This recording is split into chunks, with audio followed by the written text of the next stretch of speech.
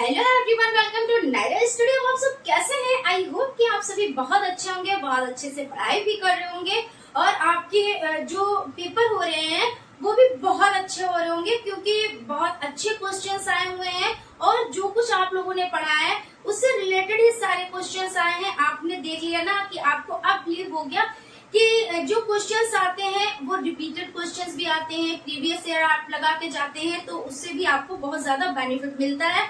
Plus आप जो points समझ कर जाते हैं उससे भी बहुत ज्यादा बेनिफिट मिलता है। ठीक है, तो अब तो आपको अनुमान लग गया होगा। तो आज हम लोग किस पर डिस्कस करेंगे? जो आपका सब्जेक्ट हिंदी है उस पर डिस्कस करेंगे, यानी जो मेन पॉइंट है जो एग्जाम में बहुत ज्यादा पूछे जाते हैं, जिनका रिपीटेशन होता है, बहुत बार रिपीट होते हैं, उन पर डिस्कस करेंगे। उसके बाद इस क्लास के बाद तुरंत बाद आपकी संस्कृत की क्लास रहेगी और उसके बाद उर्दू की क्लास रहेगी। इसमें भी हम लोग इम्पोर्टेंट जो पॉइंट होंगे उस पर डिस्कस करते रहेंगे। सो आप लोग हर क्लास को जरूर देखिएगा, बिना स्किप किए हुए देखिएगा, क्योंकि हर एक चीज आप लोगों के लिए बहुत ज्यादा इम्पोर्टेंट हो जाती है। ठीक है ना? सो अगर आप लोगों ने अभी तक चैनल को सब्सक्राइब नहीं किया है तो सब्सक्राइब कर लीजिए, बेल आइकन को जरूर प्रेस कर लीजिए और अगर सेशन अच्छे लगते हो तो लाइक भी जरूर करते रहिएगा, क्योंकि एक लाइक हमें बहुत ज्यादा मोटिवेट करता है। ठीक है ना? तो चलते हैं। सबसे पहले हम हिंदी सब्जेक्ट में ये समझ लेते हैं, कौशल के बारे में समझ लेते हैं। ठीक है, तो भाषा कौशल, तो भाषा कौशल क्या होता है, तो भाषा कौशल कितने होते हैं, क्या होता है, इस पर समझेंगे। तो आपके भाषा कौशल हो जाते हैं 4। कौन कौन से हो जाते हैं? तो हमने पहले आपको एक ट्रिक बताई थी, सुबोपाली। सुबोपाली से आप याद रखेंगे, सुबोपाली से आप याद रखेंगे सुनना, बोलना, पढ़ना और लिखना। क्या सा से सुनना हो जाता है और बा से बोलना हो जाता है और आपका बोलना और आपका पा से पढ़ना हो जाता है और ला से आपका लिखना हो जाता है। ठीक है, ये 4 कौशल हैं। भाई आप किसी से जब कोई बात कहना चाहते हैं तो कैसे कहते हैं?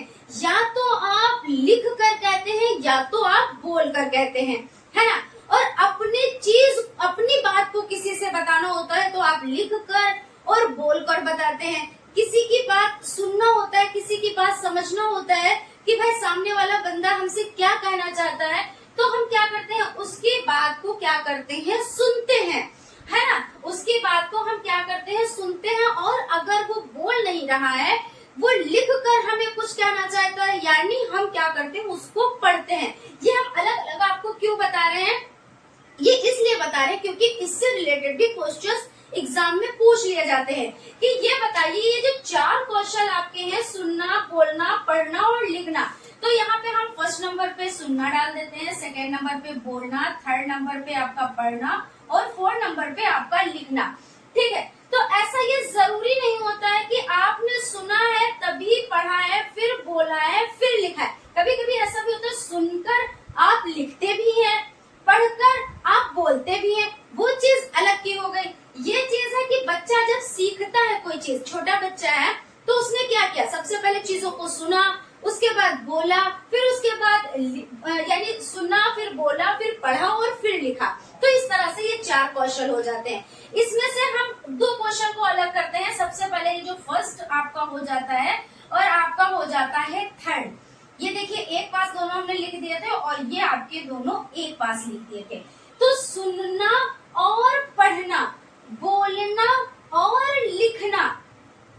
जैसे हम कुछ बोल रहे हैं और आप उसको क्या कर रहे हो, सुन रहे हो, तो यानी क्या कर रहे हो, आप चीजों को सुन रहे हो, यानी रिसीव कर रहे हो। रिसेप्टिव स्किल हो जाता है, यानी ग्रहणात्मक, आप उसको ग्रहण कर रहे हो, है ना? ग्रहण कर रहे हो। और अगर देखिए आपको हो जाता है कि ग्रहणात्मक कौशल ये हो जाते हैं कि हम बोल रहे हैं, आप सुन रहे हो, तो ये आपका क्या हो जाता है, सुन रहे हो तो ये ग्रहण आप कर रहे हो। ठीक है, तो ये ग्रहणात्मक हो जाते हैं, सुनना और पढ़ना। पढ़कर आप क्या करते हो, माइंड में उसको सेट कर लेते हो, यानी उसको ग्रहण, उस ज्ञान को आपने क्या किया, रिसीव कर लिया।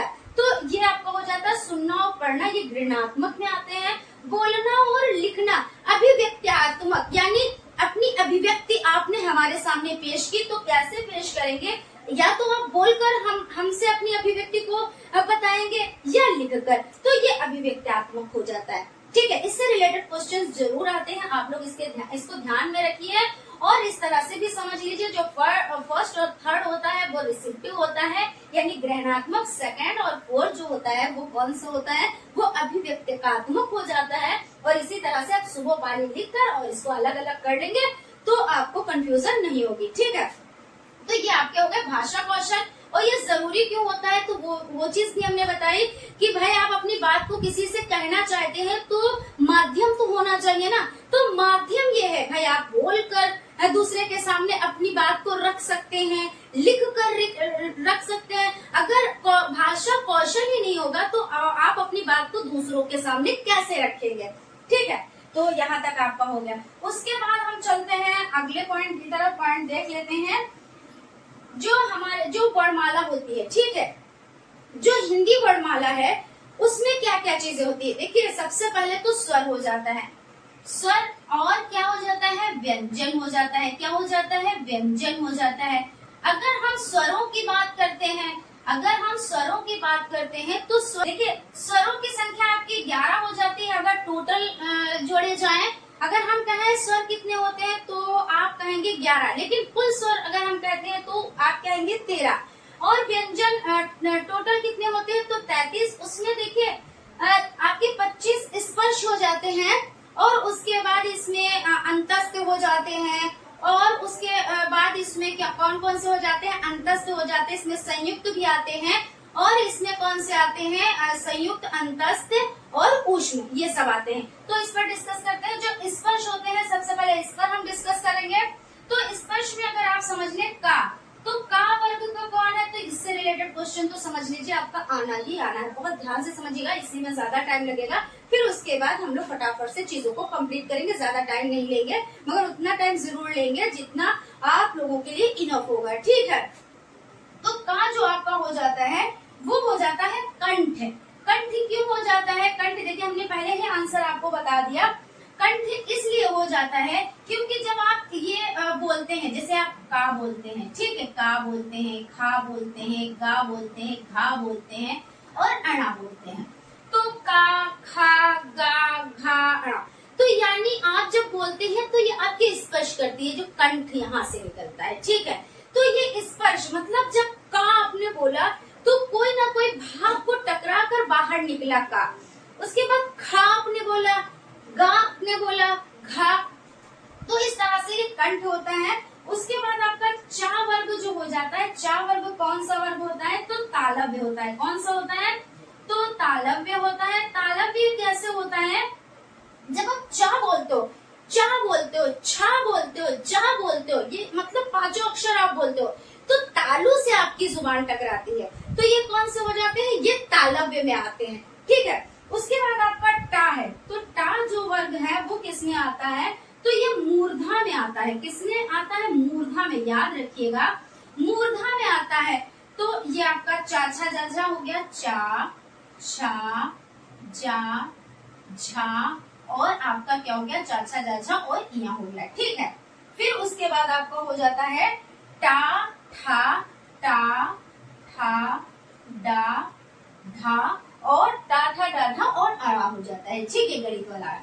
तो ये आपके मूर्धा में आते हैं। अब उसके बाद हम बात कर लेते हैं किस वर्ग की, तो ता वर्ग की, क्योंकि का वर्ग, फिर चा वर्ग, फिर टा वर्ग, और उसके बाद ता वर्ग आता है। क्या आता है, ता वर्ग आता है। तो ये क्या होता है, ये होता है दंत। तो जो दंत होता है, तो यानी आप बोलिए ता, ता, था, ता, ऐसे बोलेंगे तो आपकी जो जुबान है ना, तो वो क्या होगी, वो धातु से टकराएगी। तो जब धातु से टकराएगी यानी ये क्या हुआ, दंत हुआ। तो ता, था, दा, ता, था, दा, धा, ना, ये सब दंत हुए। उसके बाद आप देखिए पा, फा, पा वर्ग आप बोले, तो पा वर्ग जो आपका हो जाता है, तो वो कौन सा हो जाता है, वो हो जाता है ओष्ठ। तो ओष्ठ कैसे हो जाता है, देखिए पा, आप हमने देखिए पा बोला, आप ही बोल के देखिए। तो जब आपने पा बोला तो आपकी होठ दूसरी होठ से, मतलब ऊपरी होठ निचली होठ से टकरा रही है, यानी पा, फा, बा, भा, मा। तो इस तरह से ये ओष्ठ हो जाती है। तो याद रखने का ये अच्छा तरीका है कि आप बोल के देखें। जैसे आप एग्जाम में रहे हैं, तो ऐसा तो नहीं है कि अगर आप अपने मन में इस तरह से कर लेंगे कि जब हम बोलते हैं पा फा पा, तो यानी मतलब देखिए होंठ जो है ऊपरी और निचली होंठ से टकरा रही है, इस तरह से अपने माइंड में चीजें करिए। कुछ चीजें क्या होती है अपने माइंड में करनी होती है और ऐसा लग रहा होता है हम एक्टिविटी कर रहे हैं, ठीक है। तो इस तरह से ये आपके जो इस तरह के क्वेश्चन इसमें से अगर पूछ लिए जाते हैं तो आप अच्छे से कर लेंगे, है ना। उसके बाद यहाँ पे देखिए पा फा बा भा लिख देते हैं हम, पा फा बा भा और मा। अब एक चीज और समझ लीजिए, जो आपके ये अड़ा या और ये गणित वाला अड़ा और ना और मा, ये कौन से है, तो ये अनुनासिक हो जाते हैं, यानी जब आप बोलते हैं तो ऐसा नाक से ये वर्ड निकलते हैं। तो इसका मतलब ये कंठ तो है ही है लेकिन नाक से निकल रहा है यानी नासिक हो गया। तो ये जो 5 वर्ण होते हैं ये अनुनासिक भी हैं, यहाँ पे आप समझ ले ये अनुनासिक भी हैं। तो जिस यानी का वर्ग का होगा, ये का वर्ग का है तो कंठ प्लस अनुनासिक, फिर ये चा वर्ग का है तो तालव्य प्लस अनुनासिक, और टा वर्ग है तो मूर्धा प्लस अनुनासिक, और ता तो ता प्लस अनुनासिक, और पा तो ये ओष्ठ प्लस अनुनासिक। यानी कि जो 5 वर्ण है ये अनुनासिक है, लेकिन जो इसकी खूबी यानी जिस ये ग्रुप का है वो ग्रुप तो इसमें नाम वो लिखा ही जाएगा, वो तो लिया ही जाएगा, इसमें इसके अलावा ये खूबियां भी हैं, तो याद रखिएगा, ठीक है। हम अगले पॉइंट पे वो देख लेते हैं, क्लियर कर लेते हैं, ठीक है।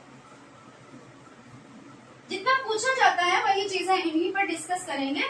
तो इससे रिलेटेड बहुत क्वेश्चन आते हैं कि कंठ यानी कंठ वर्ग कौन है, या का वर्ग में कौन कौन आते हैं, या ता में कौन है, या पा में, तो इस तरह से पूछ लिए जाते हैं। तो फिर आप लोग कंफ्यूज हो जाते हैं, तो इस तरह से आप जब तैयारी करेंगे तो कंफ्यूज बिल्कुल भी नहीं होंगे। अब हम बात कर लेते हैं ऊष्म व्यंजन की। तो ऊष्म व्यंजनों की संख्या कितनी होती है, तो ऊष्म व्यंजनों की संख्या हो जाती है 4। कितनी हो जाती है, संख्या हो जाती है 4। कौन कौन से होते हैं, तो आपका हो जाता है शा, पिछली शा, और आपका सपेरे वाला सा, और हा हो जाता है, ठीक है। जब आप इनको बोलते हैं, क्योंकि परिभाषा भी लिखने को आ जाती है और विद एग्जाम्पल, और कभी कभी ऐसे आ जाता है कि जैसे शा दे दिया, ठीक है, और 3 ऑप्शन और कोई दे दिए, तो इसमें बताए ऊष्म व्यंजन कौन है, तो आपको पता है शा है, या इसमें से चारों में से कोई दे दिया और 3 ऑप्शन कोई और दे दिए, तो आपको पता है ये 4 ही होते हैं, इसमें 4 में से कोई एक है तो वही है, ठीक है। तो और परिभाषा अभी देते हैं कि परिभाषा भी लिखिए। तो यानी जब हम इसको बोलते हैं तो देखिए आप जब बोल रहे हैं शा, ऐसे हाथ करके देखिए तो मुंह से क्या गर्म वायु निकली है, शा, सा, शा, हा, देखिए हा भी बोला तब भी कितनी वायु निकली, ऐसे लग रहा है तेरे भी बहुत सारी वायु, हा ऐसे हुआ ना। तो यानी और रगड़ के साथ यानी घर्षण कर रहे हैं, तो ये आप लिख सकते हो कि जब हम बोलते हैं तो मुंह से गर्म वायु निकलती है, प्लस ये घर्षण के साथ हमारे मुंह से बाहर निकलते हैं वर्ड, है ना। तो शा, सा, सा और हा हो जाता है। उसके बाद आपके संयुक्त हो जाते हैं, कौन से हो जाते हैं, तो संयुक्त जो व्यंजन हो जाते हैं वो कितने हो जाते हैं, तो वो भी आपके 4 ही होते हैं। संयुक्त व्यंजन आपके कितने होते हैं, तो वो भी आपके 4 होते हैं, छ, त्रंग, ज्ञ और श्रा। क्या होते हैं, क्षत्रिय वाला छ, त्र, ज्ञ और श्रा। बहुत पूछा जाता है, इसके बिना तो समझ लीजिए हिंदी का पेपर होना ही नहीं है, वो वाली बात हो जाती है। ये सब चीजें जो है ऊष्म व्यंजन, संयुक्त व्यंजन, अंतस्थ व्यंजन, इससे रिलेटेड क्वेश्चन आएंगे जरूर, ठीक है। तो क्षत्रंग्या, अब इसमें कहेंगे क्षत्रिय वाला जो छा दे देंगे ये किसके योग से बना है, या त्रा दे देंगे तो त्रा किसके, भाई संयुक्त है यानी किसी से ये जुड़ा हुआ है, तो ये किसके योग से बना है, ज्ञ है तो ये किसके योग से बना है, या श्रा है तो किसके योग से बना है। तो आप देख लें इसमें किसके योग से बना है ये देख लेते हैं, ठीक है। देखिए सबसे पहले हम बात कर लेते हैं कि जो आप ये क्षत्रिय वाला छा है ये किसके योग से बना है, तो ये का और हलंत और प्लस और क्या है, प्लस पिछड़ी शा, ये अलग अलग हम लाइन कर देते हैं जिससे आपको आसानी रहे समझने में, ठीक है। तो ये क्षत्रिय वाला छा जैसे आप पढ़ते हो तो कैसे पढ़ते हो, कक्षा, कैसे पढ़ते हो, कक्षा। जब कक्षा लिखा जाता है इस तरह से कक्षा लिखा जाता है तो आप बोलते हो कक्षा, यानी का में शा यानी का छिपा हुआ है,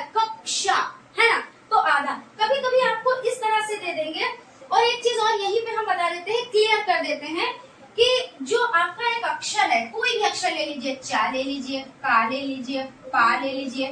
तो क्या ये अक्षर है कि ये वर्ण है ना? तो अक्षर यानी वो होते हैं जिनको हम तोड़ सकते हैं, वर्ण वो होते हैं जिनको हम तोड़ नहीं सकते हैं। अब कहोगे मैम इनको हम कैसे तोड़ेंगे? इनको तो हम तोड़ भी नहीं पाते, ये तो अपने आप में ऐसे लगा होता, का में आ की मात्रा तो हम तोड़ देते भाई, का अलग कर देते और आ अलग कर देते। लेकिन मैम यहाँ पे तो कुछ भी नहीं लगा, तो क्या हम इसको तोड़ सकते? बिल्कुल आप तोड़ सकते हो। देखिए इसी से रिलेटेड ये क्वेश्चन है, ठीक है। ये आपका ऑप्शन, ये हम ये चीजें बता रहे हैं, इससे रिलेटेड आप इन चीजों को समझ लेंगे तो बहुत अच्छा रहेगा। क्योंकि जो है जब ऐसे क्वेश्चन आ जाते हैं तो उसमें आप लोग कंफ्यूज हो जाते हो, ठीक है। तो यानी कहने का मतलब है, जैसे मान लीजिए आपका का आ गया, ठीक है, का है, अब हम कहें इसको तोड़ दो, आप किसी और से कहना कि इसको तोड़ो, फिर आपको क्या आंसर मिलेगा फिर हमें बताना, ठीक है। तो ये का है, तो हम इसको जब तोड़ेंगे तो इस तरह से, जैसे आप लिखते हो आधा का हमने कह दिया, तो आपने या इस तरह से आधा का लिखा, इसी तरह से तो लिखते हैं आधा का, लेकिन इस तरह से भी तो लिखा जाता है आधा का। ये हलंत नीचे लगता है तो आधा का लिखा जाता है। अब जब ये आधा का आपने हलंत लगाया है तो इसका आधा जो भाग है वो कहाँ गया? तो इसका जो आधा भाग है वो होता है आ। अब इन दोनों को मिला के बनता है पूरा का। ऐसे कोई भी आप अक्षर ले लीजिए, चाहे चा, छा, जा, झा, कुछ भी ले लीजिए, कोई भी अक्षर ले लीजिए, सब में ये चीज होती है, ठीक है, क्लियर है? तो अब समझ में आ गया। अब देखिए यहाँ पे समझिए, जैसे का हलंत प्लस पिछली शा। अब ये पिछली शा जो है ये पूरा है, अब हम कहेंगे इसको भी तोड़ो। क्या कहेंगे? इसको भी तोड़ो। तो पहले से तो इसमें आधा का ये लगा ही है, फिर उसके बाद हम पिछली शा को भी तोड़ने को कहेंगे, तो सिंपल सी बात, इसमें आप हलंत लगा देंगे और जो ये आधा भाग बचा उसको हम आ लिख देंगे। तो कभी कभी क्वेश्चन पेपर में ऐसा भी आ जाता है, या तो ये वाला रूप लिखा हो तो सही है, या फिर ये रूप लिखा हो तो भी सही है, कोई भी रूप आपको मिल सकता है। इसी तरह इसमें भी, जैसे ता, आपका ता हलंत प्लस रा, तो इस तरह से। अब दूसरा रूप क्या हो गया? ता हलंत प्लस रा हलंत प्लस आ, ये हो गया आपका रूप इस तरह से। फिर उसके बाद ज्ञा, तो ज्ञा किनके योग से बना है? तो जा और या से, ठीक है। जा, यहाँ पे लाइन हमें लग रहा है कुछ क्लियर शायद आपको यहाँ पे नहीं दिख पा रहा होगा, तो हम इसको थोड़ा सा यहाँ पे स्पेस कर देते हैं, श्रा, और तब लाइन करते हैं ना। तो जा प्लस यानी ज्ञा किससे मिलकर बना है? तो जा प्लस, और आपका क्या हो जाता है? जा प्लस या से मिलकर बना है, तो हलंत, ठीक है। अब हम इसको जब तोड़ेंगे तो जा हलंत प्लस या हलंत प्लस आ, इस तरह से आप लिख लेंगे। फिर श्रा भी आप इसी तरह से लिखेंगे। श्रा कैसे लिखेंगे? आप लिखेंगे श्रा, बड़ा शा यानी शरीफे वाला शा हलंत प्लस रा, ठीक, ये एक रूप हो गया। दूसरा रूप शा हलंत प्लस रा, और आपका क्या हो गया? प्लस आ, हलंत भी यहाँ पे होगा, तो ये रूप हो गया। इन रूपों को आप लोग समझ ले, दोनों में से कोई भी रूप आ जाए तो आप लोग देख ले, ऐसे ही आपको वर्क करना है, ठीक है।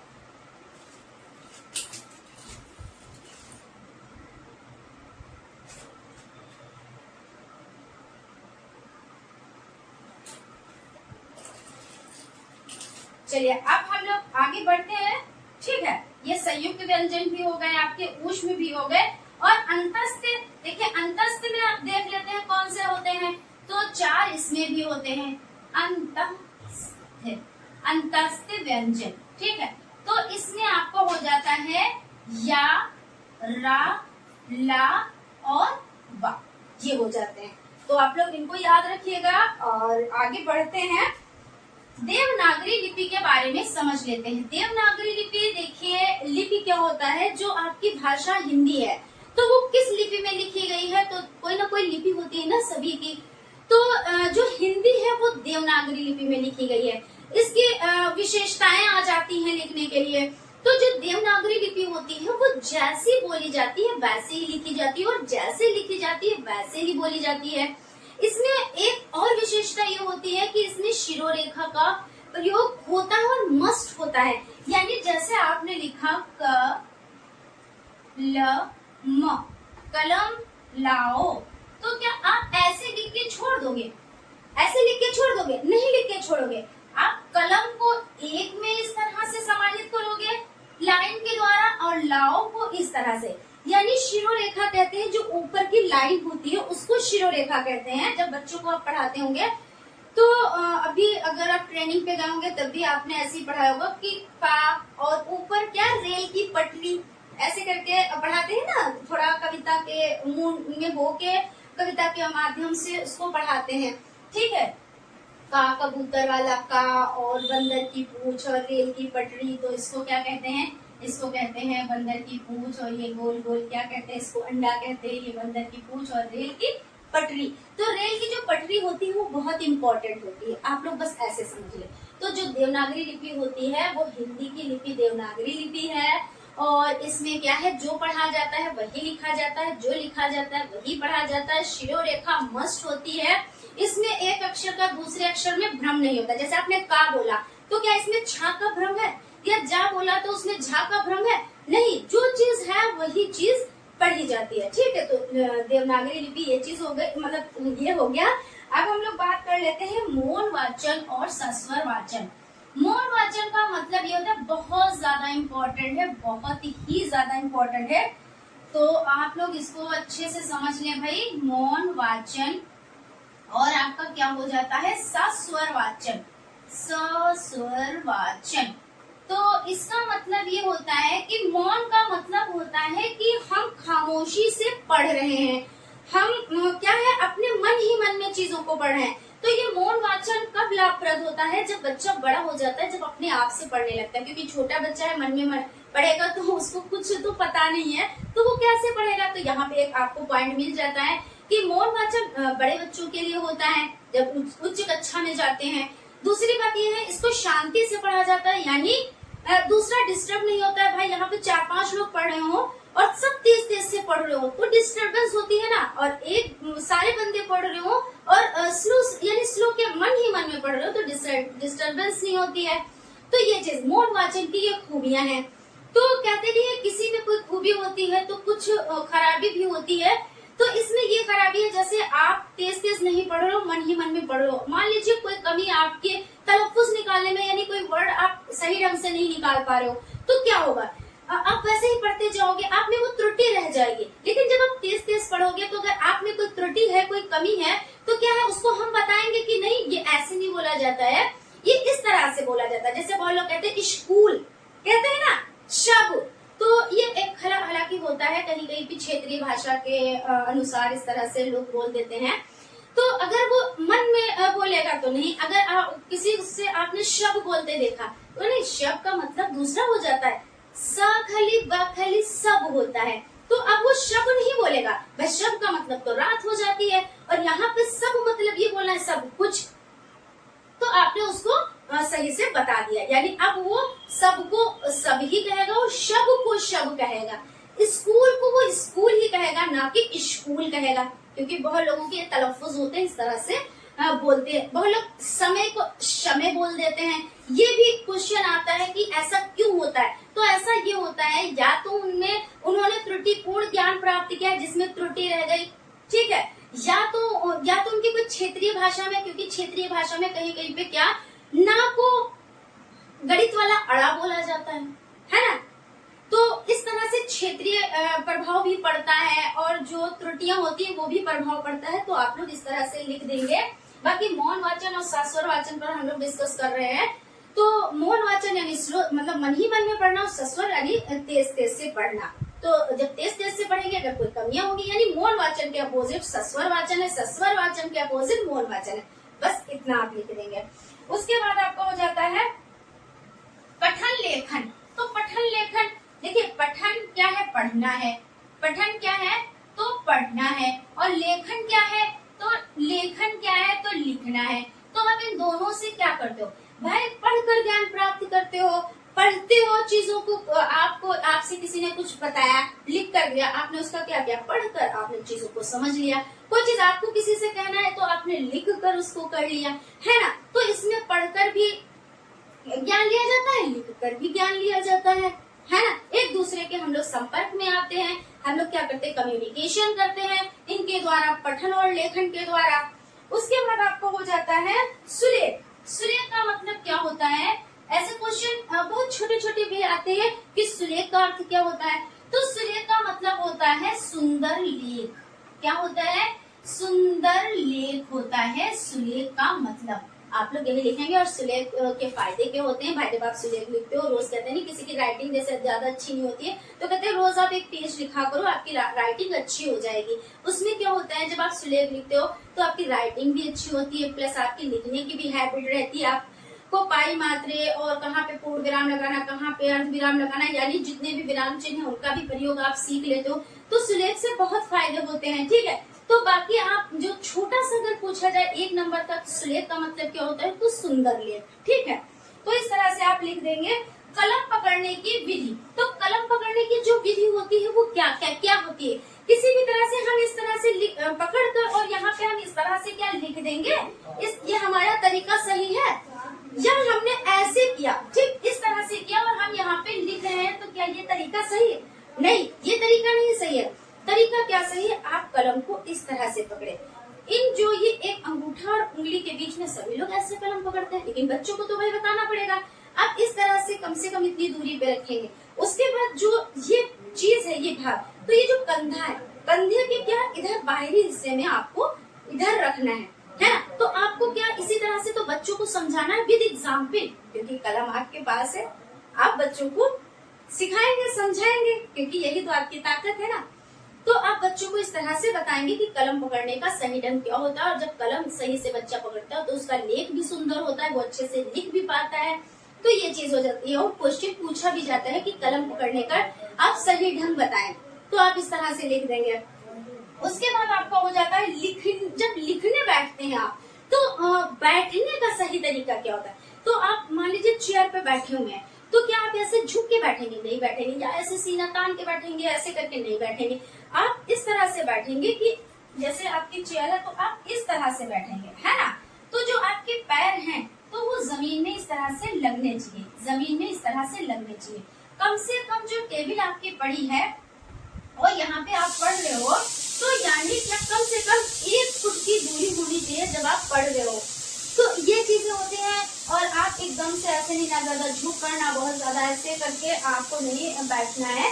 तो इसी तरह से आप लोग इसको लिख देंगे, ठीक है। तो ये भी पूछा जाता है। और उसके बाद आपका हो जाता है आपका जो नेक्स्ट है विराम चिन्ह। विराम चिन्हों के बारे में बात कर लेते हैं भाई, बहुत ही इम्पोर्टेंट है, बहुत ज्यादा इम्पोर्टेंट है, ठीक है। तो ये क्या होते हैं, विराम चिन्ह जो हो जाते हैं आपके, विराम का मतलब ही होता है रुकना या ठहरना। अगर आपसे क्वेश्चन पूछ ले कि विराम का अर्थ क्या होता है, तो आप बताएंगे रुकना या ठहरना। तो ऐसा नहीं कि बिल्कुल ही आप रुक गए। कभी कभी क्या होता है, जैसे हम बोल रहे हैं तो हल्की सी सांस हमको लेनी है, तो हम कुछ टाइम के लिए रुकेंगे।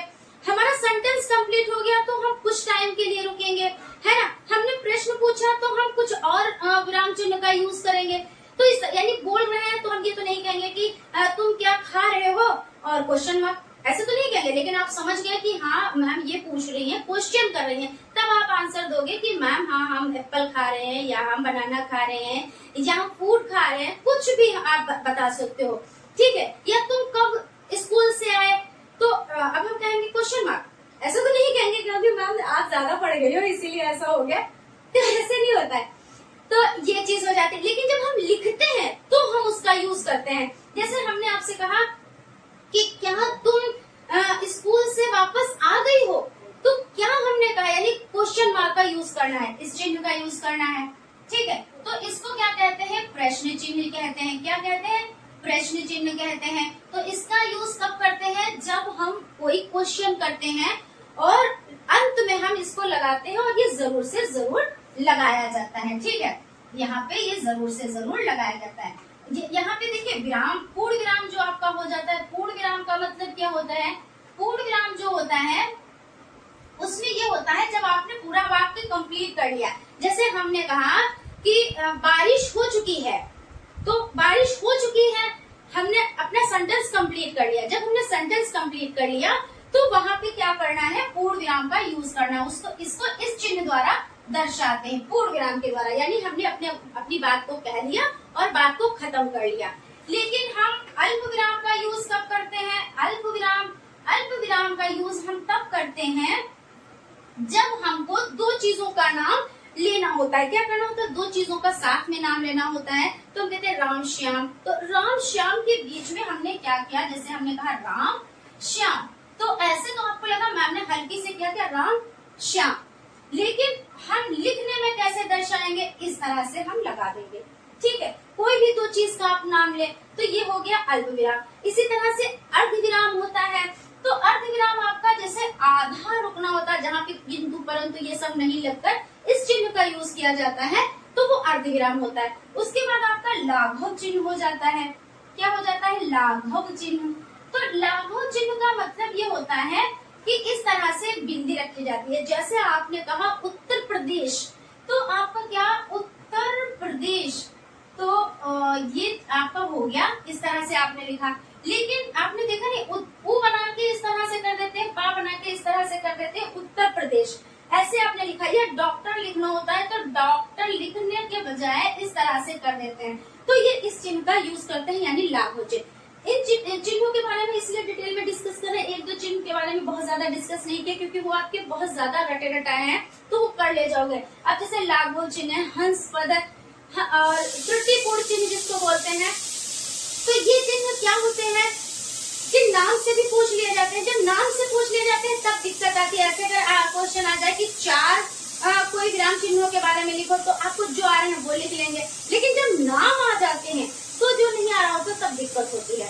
तो त्रुटिपूर्ण चिन्ह कौन सा होता है? तो आपका इसको हंस पद भी कहते हैं, हंस पद, और आपका त्रुटिपूर्ण चिन्ह भी कहते हैं। क्या कहते हैं? त्रुटिपूर्ण चिन्ह भी कहते हैं। यानी ये चिन्ह कैसा होता है? तो इस तरह से लगाया जाता है। तो ट्रिक से आप याद कर लेंगे कि जैसे कोई चीज आपकी बिगड़ गई, कोई चीज खराब हो गई, तो आप कैसे निराशा अनुभव करते हो, रोने जैसे लगते हो।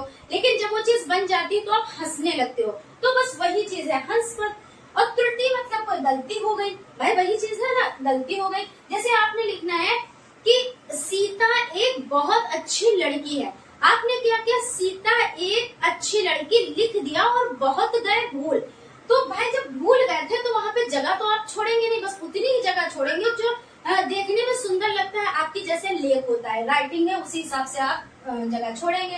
तो आप वहां पे क्या करेंगे, इस तरह से चिन्ह लगाएंगे और उसके बाद बहुत लिख देंगे।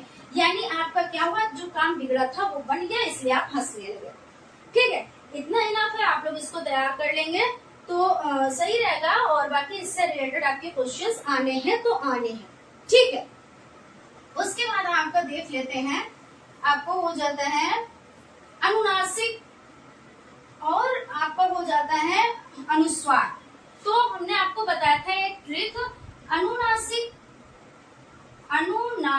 में क्या था कि अनुनासिक जो है वो आपका हो जाता है अनुनासिक और अनुस्वार। तो इसमें अनुनासिक में दो ना है इसलिए चार बना दो, एक बिंदी रख दो। अनुस्वार में एक ना है इसलिए आप एक बिंदी रख दो। बस जैसे चांद, कांच, पांच, इस तरह लिखना है तो आप देखिए अनुनासिक का यूज करेंगे। छंद, बंद, इस तरह से लिखना है तो आप किसका यूज करेंगे, अनुस्वार का यूज करेंगे।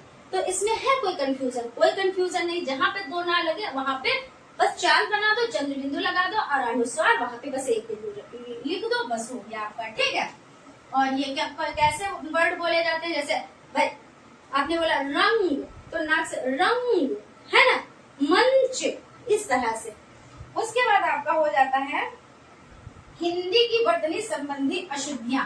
तो वर्तनी संबंधी अशुद्धियां क्या होती हैं? जब वही बात बताई जो अभी हम लोग डिस्कस कर चुके हैं कि जब क्षेत्रीय भाषा का भी प्रभाव पड़ता है, कहीं पे वर्ड कुछ और बोले जाते हैं। हम लोग यहाँ पे जो सा है उसको सा ही बोल रहे हैं, जैसे स्कूल बोलते हैं, समय बोलते हैं, साथ बोलते हैं। बहुत लोग उसी को समय बोलेंगे, साथ बोलेंगे।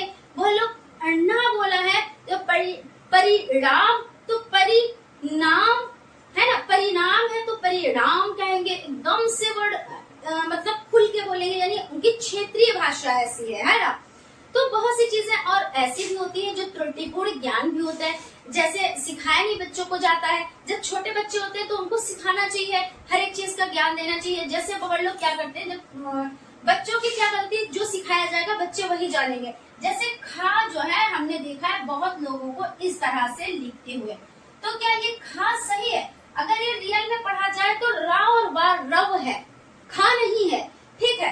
तो भाई जब आप कोई पढ़ेगा, आपने किसी के सामने लिखा या आपने कोई लेटर लिख के उनको दे दिया और वो रव और रव पढ़ेंगे, खा नहीं इसको पढ़ेंगे।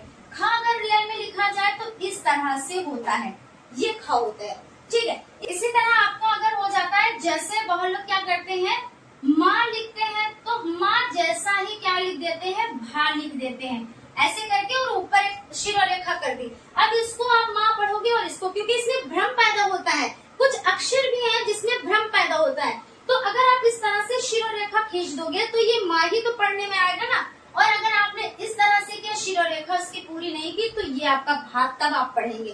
तो जब बच्चों को आप ये चीजें सिखाएंगे नहीं, बारीकियां सिखाएंगे नहीं, तो उसमें क्या होगा, तो उसमें तो बच्चा कंफ्यूज ही रहेगा। इस तरह से जैसे बा बनाया, ठीक है, और बा को इस तरह से उसका पेट नहीं चीरा, तो क्या ये बा और बा में बड़ा बच्चा कंफ्यूज रहता है। लेकिन आप उसको बताएं कि जिसका पेट ये इस तरह से बताएं मैं बच्चों वाली भाषा में कि इसका पेट चीरा गया, यानी कि बीच में लाइन खींची गई, ये होता है बा। और जिसमें बीच में लाइन नहीं खींची गई वो होता है वा। तो हमेशा क्या हो, जो अक्षर बनाए जाएं उनमें स्पष्टता होनी चाहिए, ये चीज जरूरी होती है, ठीक है। तो यहाँ तक क्लियर हो गया आपको। आई होप आप लोगों को बहुत अच्छे से समझ में आ रहा होगा, और आप लोग इसको बिना स्किप किए हुए देखिएगा, और आप देखिएगा कि आप लोगों के लिए कितनी ये हेल्पफुल साबित होगी क्लास, ठीक है। और बहुत ही बारीकी से चीजों को हम बता रहे हैं, आपको वहाँ पे कोई भी दिक्कत नहीं होगी, हर एक चीज समझ में आपके आएगी कि क्या क्वेश्चन कहा जा रहा है, और उससे रिलेटेड आप आंसर दे ले जाओगे, ठीक है। उसके बाद आपका हो जाता है अनुलेख और श्रुतलेख। तो अनुलेख मतलब लगभग सुलेख जैसा ही होता है, ठीक है, कि यानी क्या करा जाता है कि बोर्ड पे लिख दिया जाता है तो वैसे ही बच्चे लिख लेते हैं। श्रुतलेख यानी सुन कर लिखना, यानी क्या है, हम बोल रहे हैं आप लिख रहे हो, यानी श्रुतलेख जिसको आप नॉर्मल भाषा में बोलते हैं इमला, डिक्टेशन, बस श्रुतलेख बस वही होता है। इसमें क्या होता है, अध्यापक बोलता है, बच्चे क्या करते हैं, बच्चे सुनते हैं, ठीक है। यहाँ तक हो गया आपका। अब कुछ और पॉइंट्स पर डिस्कस कर लेते हैं। इसमें आपका हो जाता है स्वर व्यंजन हो गया, अनुलेख श्रुतलेख हो गया, और आपका हो जाता है कि लेखन की विधियां। तो लेखन की विधियां देखिए, रेखा विधि हो जाती है। रेखा विधि में ये होता है कि बच्चों को रेखाएं खिंचवाई जाती है। आपने देखा होगा छोटे बच्चे ऐसे आड़ी टेढ़ी रेखाएं खींचते हैं, बच्चों को देखा होगा दीवारों पे वो लाइनें खींचते हैं। बच्चों पे गुस्सा भी किया जाता है कि दीवारें खोद रहे हैं, खराब कर रहे हैं, लेकिन क्या होता है, बच्चे ये आड़ी टेढ़ी रेखा खींचते हैं, इससे उनको क्या होता है, उनको एक संतुष्टि मिलती है कि हम लिख पा रहे हैं, वो अपनी लैंग्वेज में कुछ लिखते हैं। तो ये रेखा विधि हो जाती है, ये बहुत अच्छी विधि है। इससे बच्चों को क्या कलम पकड़ने का ज्ञान हो जाता है, उनको मालूम हो जाता है कि हाँ हमें कुछ लिखना है, ये चीजें वो अपनी लैंग्वेज में कुछ लिखते हैं, ठीक है। उसके बाद आपको हो जाता है मांटेसरी विधि। तो मांटेसरी विधि में क्या होता है, पहले कलम पकड़ाई जाती है, उसके बाद क्या होता है रेगमाल या इस तरह से। तो उससे क्या होता है, जो गणित के कुछ रेखा गणित के कुछ चीजें उसमें रंग भरवाए जाते हैं। और थर्ड स्टेप में क्या किया जाता है कि बच्चों से उस पे उंगली भी फिरवाई जाती है, प्लस एक मतलब भाषा भी निकालते हैं। जैसे छोटा लिख रहे हैं तो जैसे यहाँ पे तो इस तरह से छोटा भी बोल रहे हैं और उस पे उंगली भी फेर है, तो बच्चा क्या करेगा, छोटा आ और उंगली भी फेरे, तो यानी बच्चे को ज्ञान हो रहा है, फिर वो क्या करेगा, अपने आप से लिख लेगा। ये हो जाती है मांटेसरी विधि। और अनुकरण विधि का मतलब ये होता है नकल करके लिखना। भाई हमने ब्लैक बोर्ड पे कुछ लिख दिया और आप उसको लिख रहे हो, तो ये नकल ही तो कर रहे हो, यानी अनुकरण विधि हो जाती है। और उसके बाद पेस्थोलॉजी और मनोवैज्ञानिक विधि हो जाती है। तो पेस्थोलॉजी विधि में ये होता है कि बच्चों को क्या कराया जाता है, चीजों को बच्चों को सरल भाषा में सिखाया जाता है। जैसे हमने क्या कहा, पहले हमने छोटा बड़ा सिखाया और उसके बाद जाला जल एक में मिला के सिखाया, है ना। तो इस तरह से हो जाता है। उसके बाद आपकी मनोवैज्ञानिक विधि जो हो जाती है, इसमें क्या है, पहले पूरी चीजों को बच्चों को दिखाया जाता है, उसके बाद उसके क्या किए जाते हैं, टुकड़े दिखा दिए जाते हैं। तो इस तरह से आप लोग चीजों को समझ गए होंगे। आई होप आप लोगों को चीजें बहुत पसंद आई होंगी। और फ्रेंड देखिए, और भी चीजें जो एग्जाम में आती हैं, जैसे आपके विपरीतार्थक शब्द आ जाते हैं, तो उल्टे, जैसे हमने कहा अंधेरा तो आपने कहा उजाला, हमने कहा दिन तो आपने कहा रात, हमने कहा अमीर तो आपने कहा गरीब। उसके बाद आपके यानी अपोजिट वर्ड है ना, विपरीतार्थक शब्द हो जाते हैं। और आपके हो जाते हैं कि जैसे एक शब्द में आपको कुछ बताना होता है, तो यानी जैसे हमने आपसे कहा कि जो ईश्वर को मानता हो तो आप क्या कहेंगे, आस्तिक। हमने कहा जो ईश्वर को नहीं मानता है वो कौन होता है, वो होता है नास्तिक। तो इस तरह से भी पूछ लिए जाते हैं। तो आप लोग ये सब तैयार करके जाइएगा, अच्छे से पढ़ के जाइएगा। बाकी आप लोग वैसे भी अच्छे से पढ़ाई करो, और आई होप आप लोगों का एग्जाम बहुत अच्छा जा रहा है, बहुत अच्छे आप लोग क्वेश्चन सॉल्व कर रहे होंगे। और हमें आशा भी यही है कि मेहनत, क्योंकि आप भी अगर 50% कर रहे हो तो 50% हम भी कर रहे हैं। वैसे तो हम अपना पूरा 100% आप लोगों को दे रहे हैं, तो आप लोग भी अपना 100% दीजिए और अच्छे से मेहनत करके और जाए और अच्छे से आप लोग एग्जाम दें। तो फ्रेंड, मिलते हैं नेक्स्ट क्लास में, जो आपकी संस्कृत की क्लास रहेगी। Thank you.